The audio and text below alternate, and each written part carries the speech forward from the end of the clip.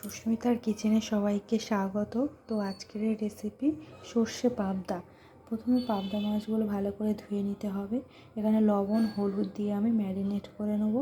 আর এখানে দেবো আদা রসুন কাঁচা লঙ্কা পেস্ট করা, এখানে লবণ হলুদ লঙ্কার গুঁড়ো, আর এখানে দেবো টমেটো কাঁচা লঙ্কা টমেটো পেঁয়াজ, আর এখানে দেবো সানরাইজ শাহি গরম মশলা, আর দেবো সর্ষে।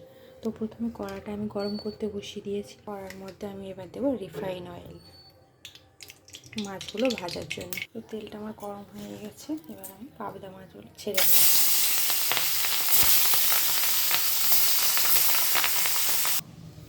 শিলে আমি সাদা সর্ষে পোস্ত বেটে নেবো। এখানে আমার মাছগুলো ভাজা হয়ে গেছে, তুলে নেবো। এবার কড়াইতে ওর মধ্যে একটু তেল দিয়ে আবার একটু মাছগুলো তুলে নেবো দিয়ে আবার নাড়াচাড়া করে পেঁয়াজটা লাল হওয়ার জন্য একটু ব্রাউন হয়ে তার মধ্যে টমেটো দেবো।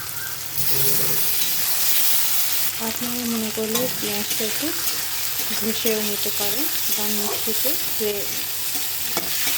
মিক্স করে নিতে পারেন। আদা রসুনের যে পেস্ট করা কাঁচা লঙ্কা দিয়ে সেটা আমি মধ্যে দিয়ে আবারও ভালো করে কষাতে থাকবো। আদা রসুনের পেস্ট আমার কষানো হয়ে গেছে। এবার মধ্যে দেবো লবণ, একটা চামচ হলুদ, একটা চামচ লঙ্কা গুঁড়ো। এটা আমার কষা হয়ে গেছে। এর মধ্যে সামান্য একটু জল দেবো, দিয়ে আবার একটু কষাতে থাকবো বারে।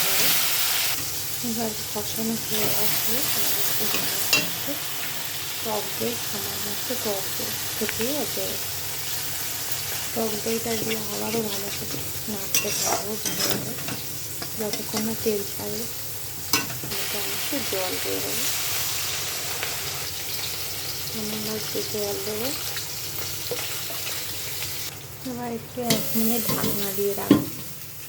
1 মিনিট পর ফিরে আসছি। এবার ঢাকনাটা খুলে দেখবো।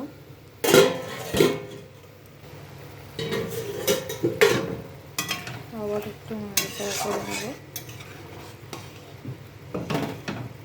এই পাবদা মাছগুলো ওর ভিতরে ছেড়ে দেবো। আমার ছিল 500 গ্রাম পাবদা মাছের ভাজা। এবার এই ঝোলের মধ্যে দিয়ে দেবো।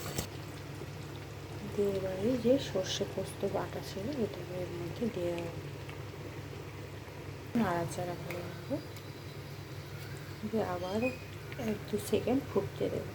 এর মধ্যে আপনারা ধনে পাতাও ছড়িয়ে দিতে পারেন, আর কিংবা সাদা সর্ষে পোস্ত বদলে নারকেলের দুধও ব্যবহার করতে পারেন।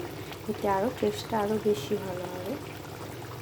তো বুদবুদ সব আরও হচ্ছে, আরও 1 সেকেন্ড 2-3 সেকেন্ড আমি ফোটাবো। সামান্য একটু মিষ্টি ছড়িয়ে দেবো, দিলে স্বাদটা একটু বাড়ে।